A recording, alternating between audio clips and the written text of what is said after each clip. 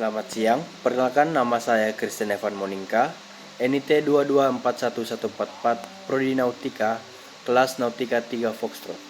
Pada kali ini, saya akan menjelaskan tentang pengenalan jaringan dan pengkabelan. Definisi jaringan komputer.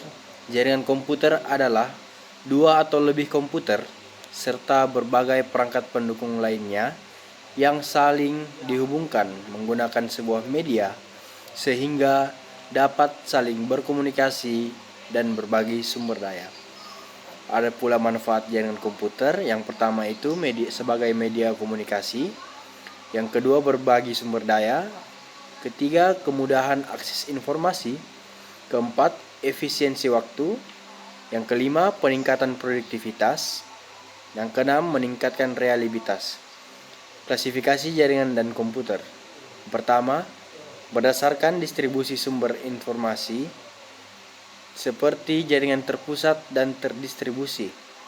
Yang kedua, berdasarkan jaringan geografia, jaringan lokal dan area network, dan jaringan metropolitan. Yang ketiga, berdasarkan topologi seperti topologi bus, ring, star, mesh, and tree hybrid. Yang keempat, berdasarkan peranan komputer jaringan peer-to-peer dan jaringan berkabel.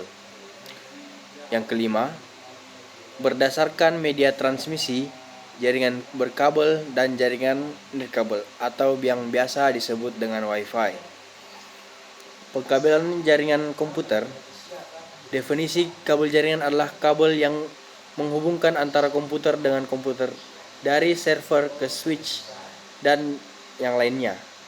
Kabel jaringan juga bisa sebagai perantara pengguna dengan pengguna yang lain dalam satu wilayah lokal seperti warnet, kantor, dan perusahaan. Fungsi kabel jaringan.